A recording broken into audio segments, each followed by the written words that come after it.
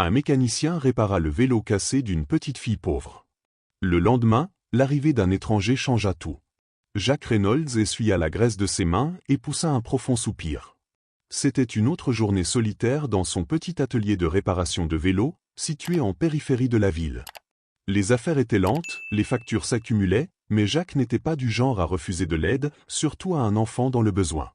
Ce soir-là, alors qu'il s'apprêtait à fermer, une petite fille s'approcha timidement. Ses vêtements étaient usés, ses chaussures éraflées, mais ses grands yeux verts étaient pleins de détermination. « Monsieur, mon vélo est cassé », dit-elle en tenant un vieux vélo rouillé dont la chaîne était brisée en deux. « Je l'utilise pour aller à l'école, mais je n'ai pas d'argent pour le faire réparer. Pouvez-vous m'aider » Jack jeta un coup d'œil au vélo. Il était en très mauvais état, bien plus que la chaîne cassée. Il aurait dû dire non. Il avait des factures à payer, après tout.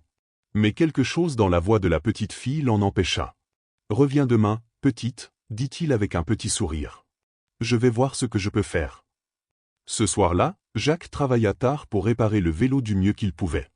Il remplaça la chaîne, redressa les roues tordues et même, prit le temps de le nettoyer un peu.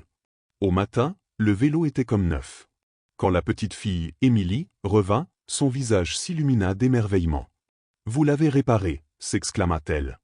Jack hocha la tête. « Comme neuf. » Emily hésita. « Je n'ai pas d'argent » Jack fit un geste de la main. « Promets-moi juste que tu continueras à pédaler vers tes rêves. » Des larmes perlèrent dans les yeux d'Emily. « Je le promets » dit-elle avant de partir en riant, son vélo filant dans l'air du matin.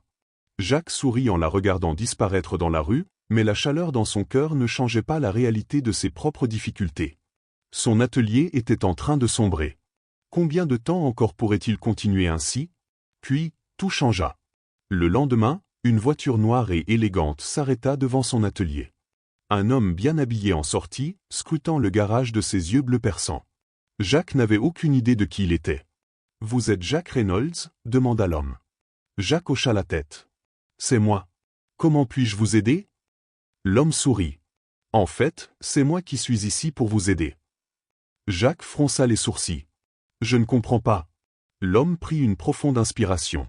« Je suis David Carter. Je dirige une entreprise qui soutient les petits commerces. J'ai entendu parler de ce que vous avez fait pour ma demi-sœur, Emily. » Les yeux de Jack s'écarquillèrent. « Emily est votre sœur » David hocha la tête. « Nous avons le même père, mais nous avons grandi séparément. Elle vit avec sa mère, qui a du mal à joindre les deux bouts. Hier, elle est rentrée à la maison rayonnante.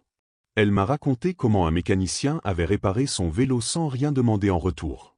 Elle m'a aussi parlé de votre gentillesse et de votre dévouement. » Jack secoua la tête. « Je ne fais pas ça pour une récompense. » David sourit. « Et c'est exactement pour ça que je suis là. Je veux investir dans votre atelier. Vous aider à vous développer. Vous donner les moyens de continuer à aider les gens, mais sans avoir à vous inquiéter de joindre les deux bouts. » Jack le regarda, abasourdi. « Vous feriez ça? Pour moi ?» David hocha la tête. « Vous avez déjà fait quelque chose d'inestimable pour ma sœur. Laissez-moi vous rendre l'appareil. » Les yeux de Jack s'embuèrent, mais il ravala ses larmes.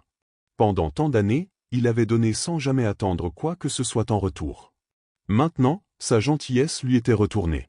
Une semaine plus tard, le petit atelier de Jack avait une nouvelle couche de peinture, des outils flambant neufs et suffisamment de clients pour assurer son avenir. Et au cœur de tout cela se trouvait Emily, roulant sur son vélo réparé, son rire résonnant encore dans l'air, rappelant que le plus petit acte de bonté peut tout changer. Cette histoire nous enseigne que la gentillesse n'est jamais vaine. Parfois, les plus petits gestes ont le pouvoir de créer des vagues de changements que l'on n'aurait jamais imaginées.